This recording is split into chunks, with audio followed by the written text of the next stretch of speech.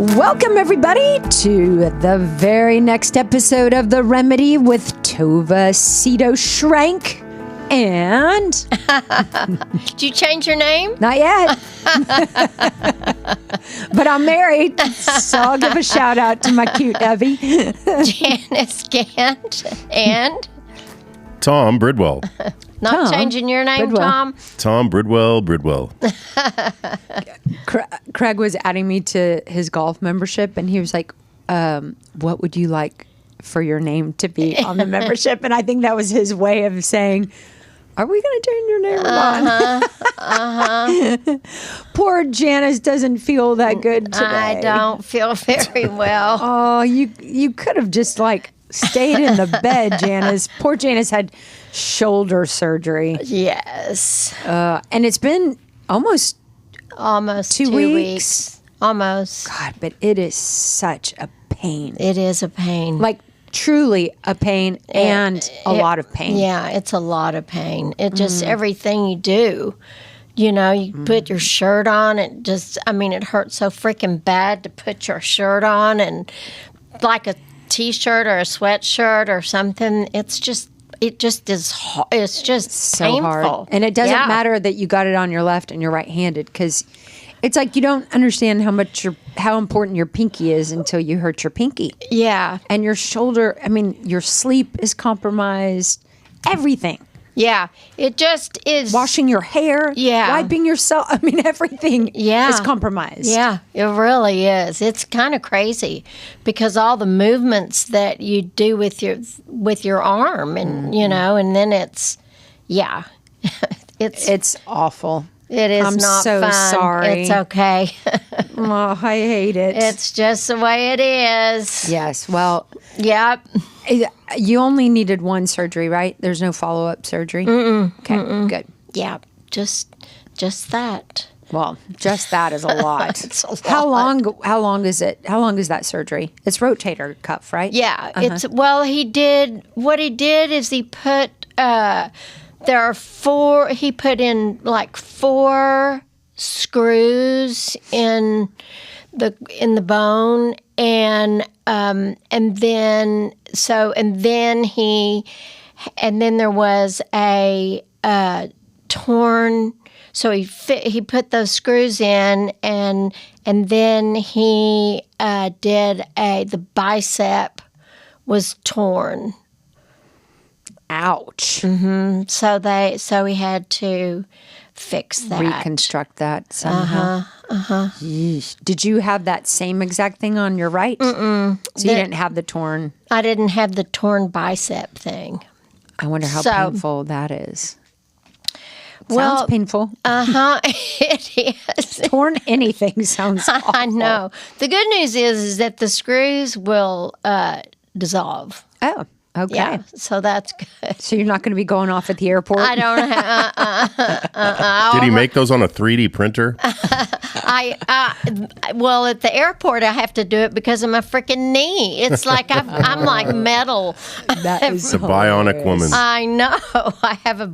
Well, it's just because you've been so active. You've just... I've been out of control, I guess. Well, you've golfed, water skied, exercised. All the things for years. Yeah, and it just takes a toll on our bodies. Yeah. Well, yeah, and I tend to kind of overdo it. Like with the shoulder, I just hit too many golf balls. I got my new golf clubs, and I just hit ball after ball after ball after ball, and that's what did this one. And then the other shoulder was about just like doing too much everything. Yeah. Playing tennis is actually what did the first shoulder. Tom and I were just hitting balls, and I just overdid it. Yep, overdid it. Well, we should transition from one trauma to another trauma. Yeah, this is physical trauma, and this is childhood trauma. Yes. So I found this post that I found to be very interesting. It says, from a trauma therapist, here are 13 things that you may do that screams childhood trauma. So Janice, being an expert in family of origin and childhood trauma, I thought this could be really helpful. Yeah. I was meeting with the guy this morning, and we were talking about how his behavior today is directly related to abandonment issues by his dad. And I mean, it's like a light goes on when these people hear this thing for the first time, that his behavior today has everything to do with his childhood trauma. Yeah. And there's so many people that have done the work and know about it, and yet there's so many more. Well, and a lot who of things that are trauma are traumatic to a child, but it's accepted. Yeah. Whether it's spanking or, there's all sorts of things that Screaming, yelling, it just all that becomes normalized, but it's not. Yeah. I mean, maybe it's normal, but it's not healthy and it's not right. Well, it's not okay. Yeah, it's not for okay. Sure, for sure. Yeah, that's where that was. I might as well plug the shame game, because that's a lot of what was in my book about about trauma. And it is so much. Was it so accepted? Yeah, it was normal. Yeah, my mom hit and yelled all the time, and she didn't think she was abusive or causing any trauma. And me and all my siblings can prove by all the work we've had to do how traumatic that actually was on our systems. And then you've got your family trauma, and then you've got external trauma, like teachers who scream at children or shame them, or there are pastors like I can remember sitting in that Baptist church and having them screaming about burning in hell, and I can remember being scared to death. I just sat there and just so there's a whole lot of those things that. And people, they weren't doing it knowingly. A lot of them, they just thought it was just how it was supposed to be done. But it dogpiles that trauma. Yeah, it really does. So here are 13 things that you may do that may tell you something about the fact that you might have to do a little work on your childhood trauma. Yeah. The first one is really interesting because I know a lot of people that do this, and it's over apologizing. Oh, yeah. This therapist says a lot of times that comes from growing up in environments where you had to tiptoe around people's emotions. So you'd rather take the blame preemptively than deal with the conflict. We all know those people who are, I'm sorry. Yeah. I'm sorry. Oh, so sorry. Over apologizing. I tell people all the time, and I think I learned it from you, the only time I ever apologize is if I act outside of my value system. Yeah. If I did something that hurts your feelings, but I did not act outside of my value system, I'm not going to apologize. Right. I'm not going to say I'm sorry unless I lied, cheated, stole, acted, did something that truly is outside of my value system. So, and that narrows it way down. Yeah, exactly. If people only did that, there'd be a lot less apologizing, which I think there should be. Yeah. Okay, one of you want to tackle number 2? Sure. Not accepting compliments. Oh, this old thing, I just threw it on. It wasn't that great. Anyone could have done it. When you grew up not feeling seen or validated, it can be hard to believe that praise is genuine or even that you deserve it. So downplaying yourself becomes second nature. And that really is, a lot of times we will have a hard time when people are like, oh my gosh, well, you did this. That's so great. And or you're you like, look so beautiful. And they're like, oh no, this is this, you know, or you accomplished something and people are saying that's really great that you did that. And when you think about it, especially with children, we cannot overdo supporting our children and telling them how great they are. I totally agree. You know? And you know what makes me sad about this one is if you tell a 2-year-old little girl who the world or her parents haven't messed her up yet, how beautiful she is, 90% of the time, those little girls say, I know. I know. You're so pretty. I know. I mean, we should know how pretty we are and how precious we are and how I mean, but, you know, our parents or our society or the world gets a hold of us and we just kind of lose. Yeah, don't be too full of yourself. Yeah. And whereas we want our children to be full of themselves, we don't, you know, we just want them to be confident. Absolutely. In who they are. The guy who planned my wedding, spectacularly talented, wonderful, hilarious. I mean, he started a flower business in Chicago, actually, and he was Oprah's florist and did all of the flowers for her home and for Harper Studios. He's so talented, and now he does events.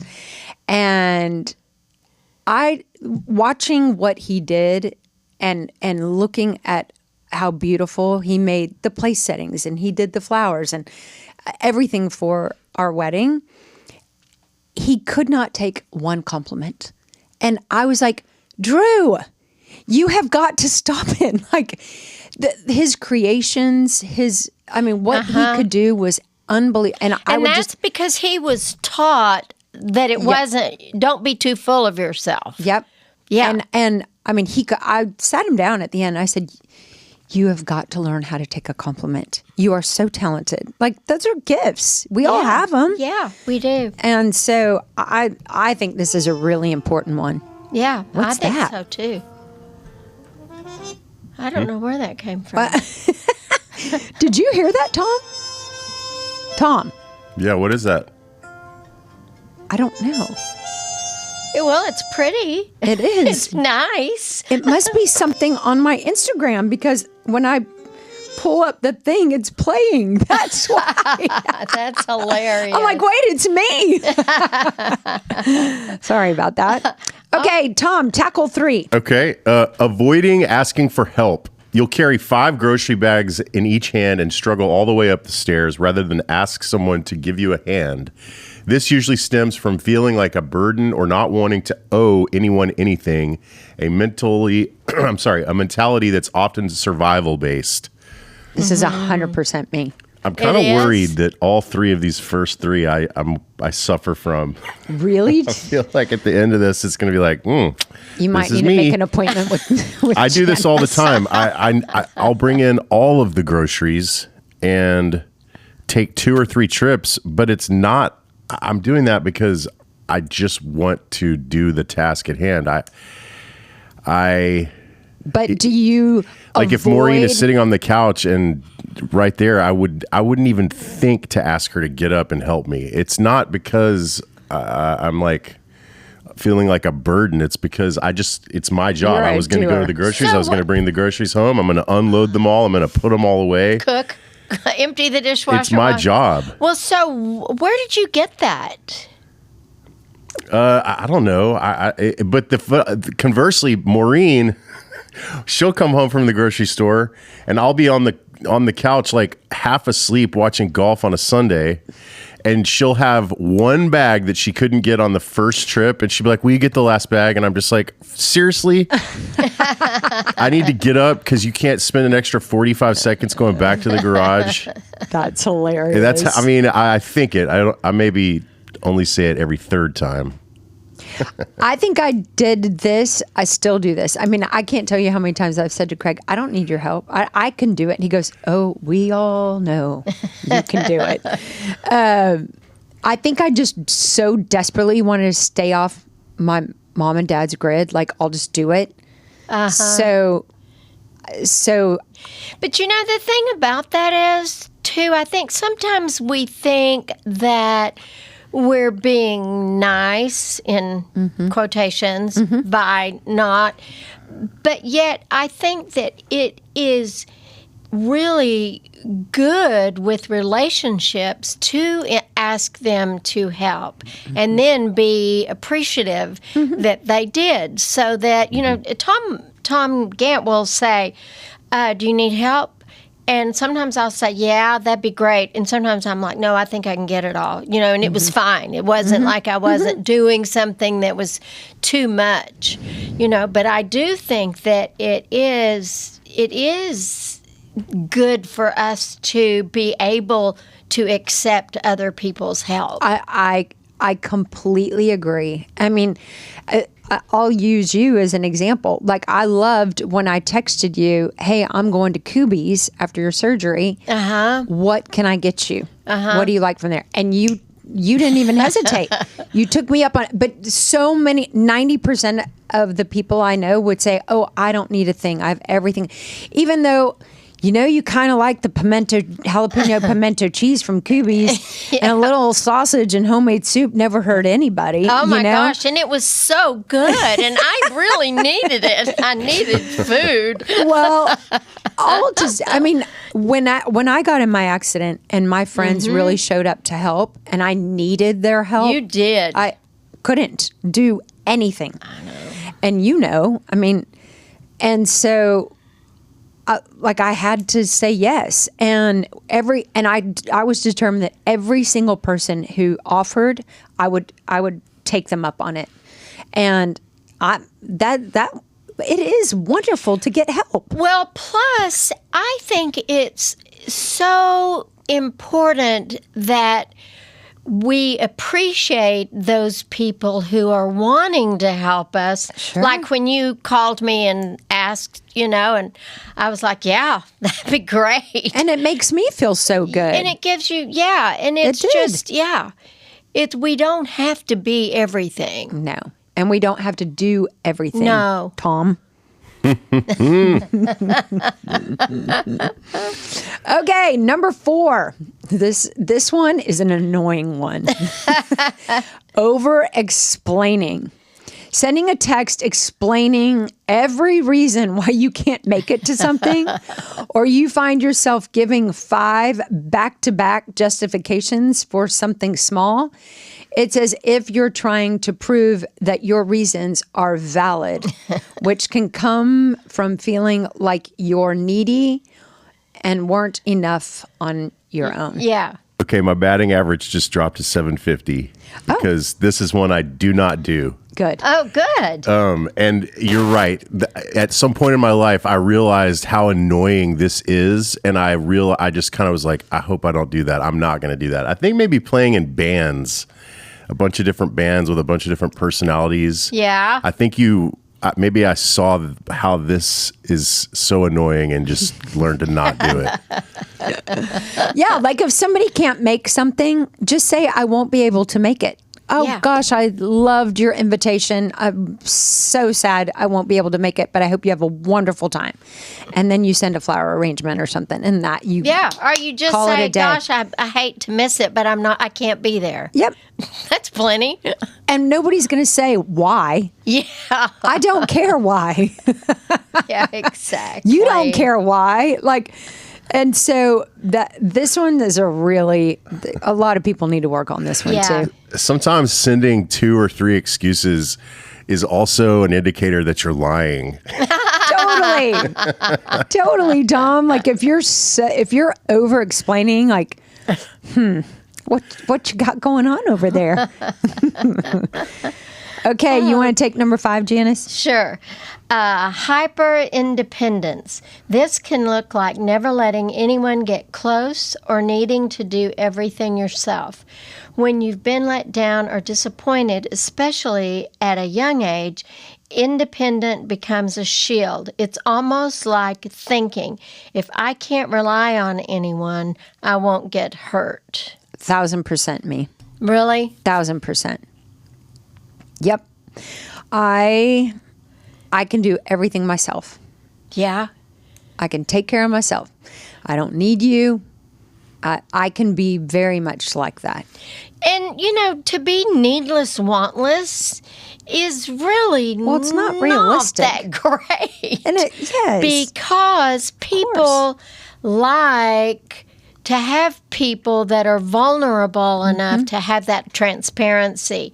Yeah, like when you called and asked about food, and I was like, yeah, that'd be great. But the old me would have been like, oh, I'm fine. When there was nothing in the refrigerator, So it really becomes if people ask, can I get you something? If you want it and you say, yeah, that'd be great, then that's spreading the love. Totally. And it really is nice. Yeah. I was going to Kubi's anyway. It was no sweat off my back. You're 2 minutes up the road. I even told you what I wanted. I know. You put your order in. Which is great. And that made me, dropping that stuff on your porch made me feel so good. So great. It was so great. No big deal. But you're so right. It is an opportunity to just spread the love. That feels good. Yeah. We don't have to do everything ourselves. No, we don't. We really don't. All right, Tom, number 6. Overthinking every interaction. This goes with the over-explaining. Replaying conversations in your head, analyzing every word, worrying if someone's mad at you. It can feel like you're trying to anticipate rejection or abandonment, which often links back to feeling insecure in early relationships. Yeah. These people who go to parties and then spend the entire next day replaying every conversation and feeling insecure about what they said or what they did, I feel so sorry for them. Who does that? A lot of people. Do those people also maybe drink too much? I don't know. Because I think a lot of people just, I don't think it necessarily has to be. I do think there can be regret with alcohol. I'm not saying that I don't think people have done stuff that they probably wish they didn't do. But I do think there's a lot of people who just feel really insecure and replay everything. And, God, why am I so stupid? Why did I say that? That's something I do not do this one, and I'm really glad I don't. Yeah. Yeah, I really don't That would annoy either. the hell out of me. It's one of the great things about getting older. There are a lot of things about getting older that are really great. And one of them is that I'm not running for cheerleader anymore. Yeah. And so what you think of me is really none of my business. I love and that I don't really need to get everybody's vote. And that really set me free from a lot of that sort of thing. Absolutely. I think a lot of people struggle with that. I think they do too. I really do. Number 7, people pleasing. Going out of your way to make others happy, even if it's inconvenient for you, can sometimes be a result of trying to keep the peace. It's like you're wired to think if everyone else is happy, maybe you'll feel happy and safe too. Yeah, this one is an exhausting one that you and I spent way too much time of our life doing. Way too much. And to let this go is amazing. Isn't it? Yes. And then just surrounding yourself with people that you feel completely confident in not having to please. Yeah, and they don't have to please either. Not at all. It really is so freeing. Yeah, this is another part, I think, of aging that's very freeing. Not running for cheerleader anymore. People pleasing is awful. I know. Okay, you're up, Janice, number 8. Okay. Feeling guilty for relaxing. Trying to sit back and chill, only to feel anxious or like you're wasting time. If you grew up in an environment that expected constant productivity or where you had to earn downtime, resting can actually feel uncomfortable. I have no trouble whatsoever I loved when we were walking in today, and you're like, I kind of just want to be in my bed. I did. I know. Well, that's your surgery, but it's also like taking care of yourself. Yeah. This is self-care. Yeah. And, that is that freedom to do nothing is really fantastic. It's fantastic. Yeah. When I worked at the church, when I was in my early 30s, I was terrible at this. I'll bet. Because you're in a church. Yeah. And you can't do enough for God. Nope. You or know? the congregation. Oh, yeah. And my staff actually sat me down and told me that I was terrible at this. And that I overbooked, I underdelivered, I was late to everything. I was trying to be everything to everyone. I was wearing myself out. I was wearing them out. Like, they had all talked and they all decided to sit me down. You had an intervention. Yeah. Of over planning and overdoing. And it was 1,000% because of the production that I had to do as a child. Like, I was never allowed to sleep in. Really? Never. What time did they wake you up? 7, 8, when I was a teenager. I never, not one time, was allowed to sleep in. I never slept in. Oh, my goodness. I had to get up. I had to get going. I had chores. There were things to do. Oh. I was never allowed to just chill. I had to work. I had a job. There were chores. There was laundry. There was sweeping. You need to wash your car. Like, it was a constant dunk. You need to work out. As long as I was producing, I was valuable. But chilling was, and I let my kids sleep till 2. I'm like, be a kid. Oh, yeah. I don't care. I don't care how long my kids sleep. Get your sleep. Yeah. Yes, They're out of your hair when they're in the bed. That's exactly right. It's so true, Tom. Oh, don't you want to take a nap? That's hilarious. Oh, okay, Tom, you want 9? Difficulty setting boundaries. Whether it's saying no, protecting your time, or even just asking for space, boundaries can feel foreign. If saying no used to come with consequences or backlash, it can feel like saying yes is the safer option, even at your own expense. Yep. Ton of people do this. Ton of people do that. If a little's good, then a lot's better. Yeah. And so keep on going.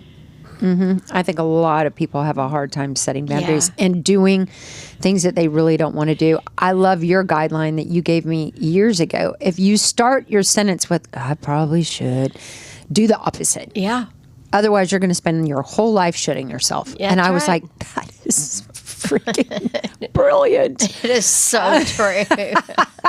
I was shitting myself all over the place. I know. Well, you have your family of origin will teach you that you're not supposed to do nothing. You need to get it all done and do it well. Do it perfectly, actually. Do it perfectly. Yeah. Number 10, dismissing your own feelings. You might catch yourself saying, it's not that big of a deal, or I'm just overreacting. Minimizing your emotions can come from a childhood where your feelings weren't validated and you learned to brush them aside. Boy, a lot of people do this too. A lot. I know you see this, I think a lot of people don't even know their feelings about something. Right. They're just worried about everybody else's feelings. They're managing the room instead of managing themselves. Yeah. And managing the room is impossible. It's just learning to say no and ask for us to be able to ask ourselves, okay, is this really what I want to do right now? Is this going to be good for me? And all of those things that can just pile up. Yeah. So it is. It's interesting how we've been taught these things, and we want to. It is a good thing to teach your children to be aware of other people and being Sure. kind and generous and all of that, but not at your own expense. You really, if we can teach our children to not overdo that, it will really help That's a them. gift. That would be a great gift, you know? 11. Okay. Constantly worrying about being too much or not enough. You might be careful not to ask for too much support or feel like you have to earn people's love or approval. This can stem from feeling like your worth depended on being useful or easygoing. Yeah. More of the same. Yep. Yeah. I think this is I mean, it kind of goes along with everything else. People Yeah. pleasing, no boundaries. I mean, it's just worrying way too much about. How am I doing? Yep. Am I doing okay? Am I Yep. doing right? Am I doing great? Yeah. And then waiting for somebody else to validate how you're doing. That's Yeah. ridiculous. I know it. And yet, a lot of us have done it. Yeah, we have. For sure. All right, Tom, you got 12? Fear of abandonment. It's the lingering worry that people will leave or stop caring about you, even if things seem fine. This can lead you to overanalyze or feel anxious as if you're waiting for the other shoe to drop. Yeah. I didn't really feel like I had fear of abandonment, but I was running for cheerleader every step of the way. I needed votes. I never struggled with this ever until I got divorced. Oh. And then I was like, oh, because Were you afraid of what other people were thinking? no, I was afraid. Like, I find myself struggling with this even now. And it's because, like, that's so funny. I thought it this morning. Like, so I think because I thought that my marriage was so good, But it wasn't. but it wasn't. Yes. And so things were happening in my marriage that I had no idea, and it had been happening for years.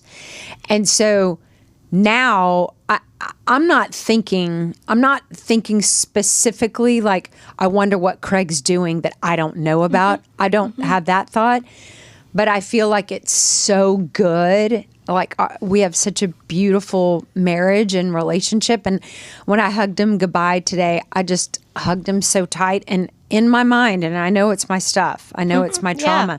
Yeah. But I thought, God, what would I do if I lost him? You know? And so I have that fear that that everything that I think is happening is like, it could be taken from me. Well, and the fear of abandonment. I mean, as adults, we cannot be abandoned because we're going to get up and if leave us on the porch, we're going to get up and leave.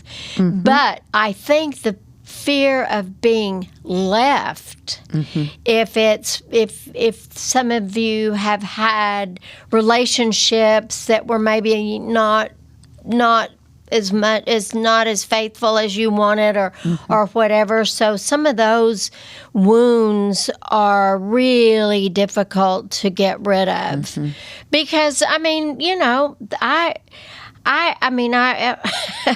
think sometimes, I think Tom Gant would be one of the last people in the world to cheat, but if he did, I'll be all right because it's going to be real expensive. Real. It would not be worth it. That's hilarious. Oh, yes, you did. That's amazing. I'll just collect all that money and I'll just go to Hawaii. That's amazing. Well, I feel a little bit of this wound from my marriage, for sure. Yeah, I do think that if you've ever been, Danny Gregson in high school, he cheated. He was my boyfriend. But anytime you've had a really tough someone that's cheated in your relationship, and that because that pain is just so bad. horrible, and it takes so much time. It's like that you can scab it over, but there's the scab is still there, and it is. I mean, if you've ever experienced that, it is a wound that continues to live. Yep. And I never had it. I never had that when I was married the first time, but I feel it in me now because of what I didn't know. Like shit was going down and I didn't know. Oh, yeah. You know, and then like stuff can be happening that could make the relationship go away, and then I didn't know. And so it's like, please don't let anything bad happen. You know what? It won't. And if it does, it'll be okay. Yeah. And if it does, I'll be okay. And that's the part that I still need to believe. Yeah. Okay, last but not least, overworking to prove yourself. Throwing yourself into work or projects to feel worthy can be a way to counter feelings of inadequacy. Sometimes when love and praise were conditional, you learn that your value is tied to how much you achieve. Well, heck yeah. Yeah. I think a lot of people do this too. I I want to hire all these people. I think I've fixed this for me. I don't overwork at all.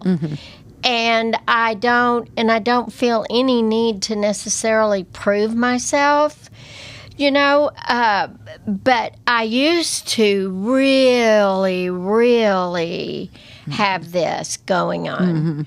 Because I just couldn't make a B. And it was terrible.